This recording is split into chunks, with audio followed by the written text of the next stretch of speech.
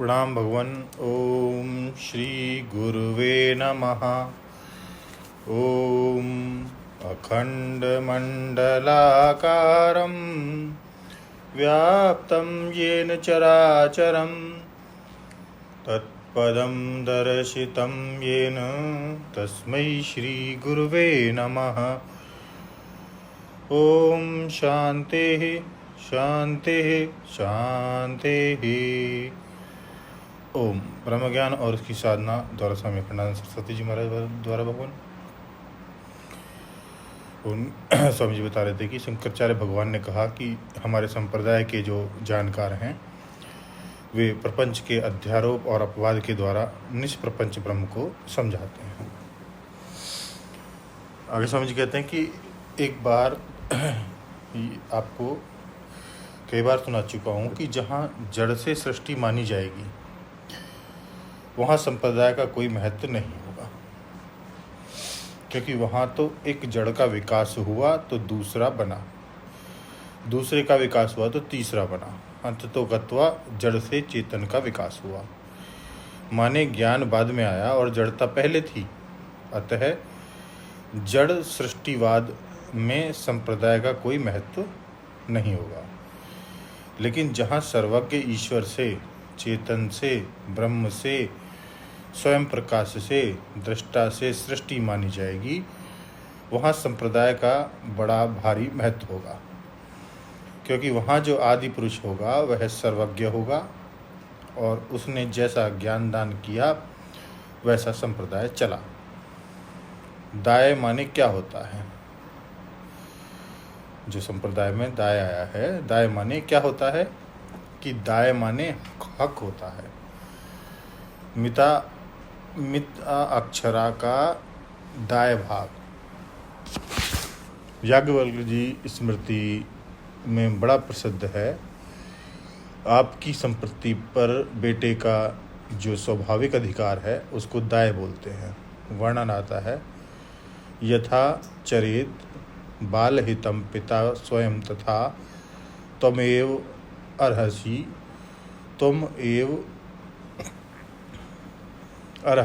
न समीहितुम।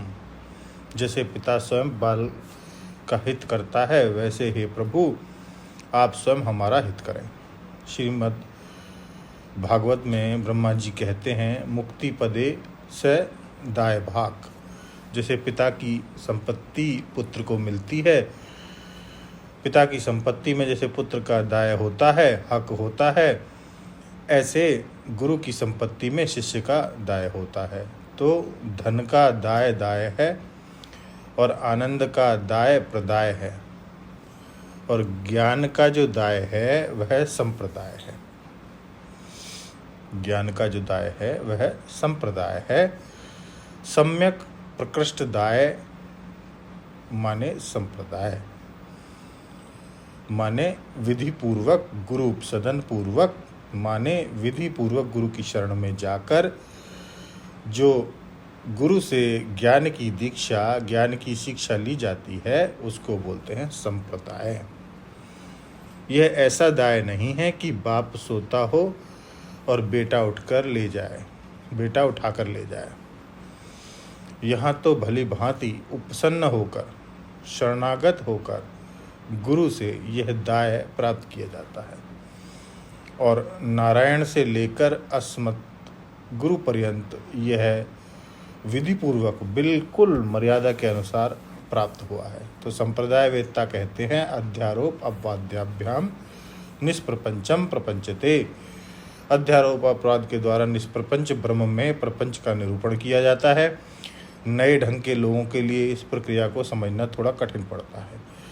हम लोग तो पुराने ढंग के लोग हैं, अतः हमारे लिए तो अध्यारोप और अपवाद ऐसा है कि जैसे बच्चे गुड़िया से खेलते हैं कि यह तुम्हारी कन्या है, यह हमारा वर है, तो आओ दोनों की भांवर डाल दें, ब्याह कर दें। जैसे बच्चे गुड़िया से खेलते हैं, हम लोग अध्यारोप और अपवाद के साथ बचपन से खेलते हैं। बाल्यावस्था से हमारा काम ही अध्यारोप और अपवाद का है। यह प्रश्न हमारे मन में बचपन में ना उठता हो सो बात नहीं है कि आप समझो कि हमारे पिता की मृत्यु तो हमारे 7 बरस की उम्र में हो गई थी, और शिष्यों के यहाँ जो कर्मकांड कराना पड़ता था वह मैं करता था। तो आपको सुनाते हैं हम लोग गांव में कैसे करते थे। गोबर की तो गौरी बनाते और सुपारी का गणेश बनाते। सुपारी पर रक्षा लपेट दिया, उस पर कुमकुम डाल दिया और बोल दिया श्री गण अधिपते नमः गणेशम स्थाप्यामि। अब वह सुपारी तो गणेश हो गई और वह जो गोबर धागा लपेटा था वह साक्षात गौरी हो गई। आह्वान किया, षोडशोपचार पूजा कराई, दक्षिणा चढ़वाई, प्रार्थना करवाई तो देखो यजमान को तो गौरी गणेश की पूजा का पुण्य प्राप्त हो गया। पुरोहित जी को सुपारी और दक्षिणा प्राप्त हो गई। और बाद में यह बोलकर कि गच्छ गच्छ सुर श्रेष्ठ स्वस्थानम परमेश्वर विसर्जन कर दिया। तो वेदांत में जिसको अध्यारोप अपवाद कहते हैं उसी को पूजा काल में धर्म की दृष्टि से आह्वान और विसर्जन कहते हैं। अब व्याख्या को और आगे बढ़ाएंगे भगवान अगले सत्संग में। ओम शांति ही शांति ही शांति। प्रणाम भगवान।